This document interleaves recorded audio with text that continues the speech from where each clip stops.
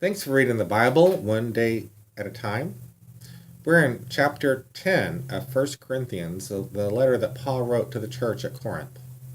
He says in verse 1 of chapter 10, "For I do not want you to be unaware, brothers, that our fathers were all under the cloud, and all passed through the sea, and all were baptized into Moses in the cloud and in the sea, and all ate the same spiritual food, and all drank the same spiritual drink.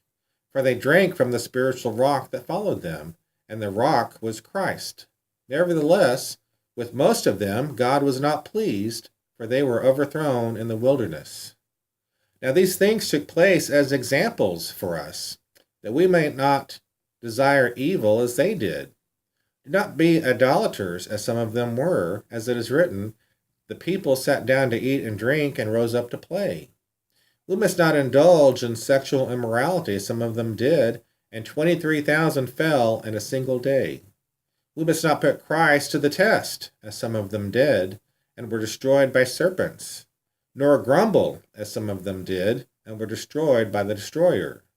Now these things happened to them as an example, but they were written down for our instruction, on whom the end of the ages has come. Therefore, let anyone who thinks that he stands take heed lest he fall. No temptation has overtaken you that is not common to man. God is faithful, and he will not let you be tempted beyond your ability. But with the temptation, he will also provide the way of escape, that you may be able to endure it. Therefore, my beloved, free from idolatry, I speak as to sensible people. Judge for yourselves what I say. The cup of blessing that we bless, is it not a participation in the blood of Christ? The bread that we break, is it not a participation in the body of Christ? Because there is one bread, we who are many are one body. For we all partake of the one bread. Consider the people of Israel. Are not those who eat the sacrifices participants in the altar? What do I imply then? That food offered to idols is anything, or that an idol is anything? No, I imply that what pagans sacrifice, they offer to demons and not to God. I do not want you to be participants with demons. You cannot drink the cup of the Lord and the cup of demons.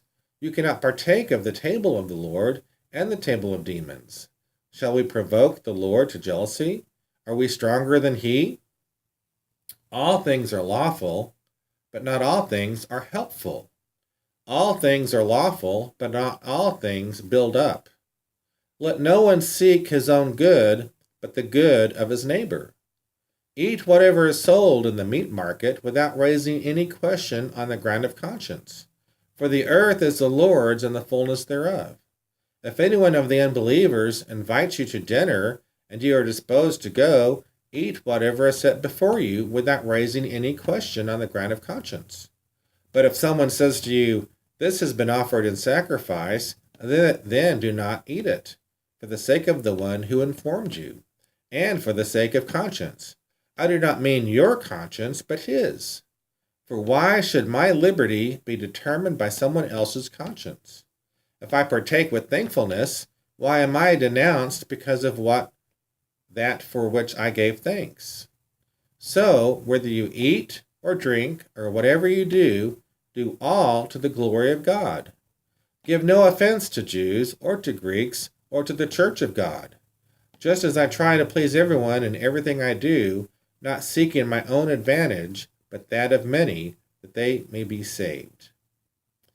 Thanks for reading chapter 10 with us of 1 Corinthians chapter 9 and Paul's teaching to the church of Corinth. I hope you're gaining some insight in that what he said, that all things are lawful, but not all things build up. Now Paul said also, let no one seek his own good, but the good of his neighbor.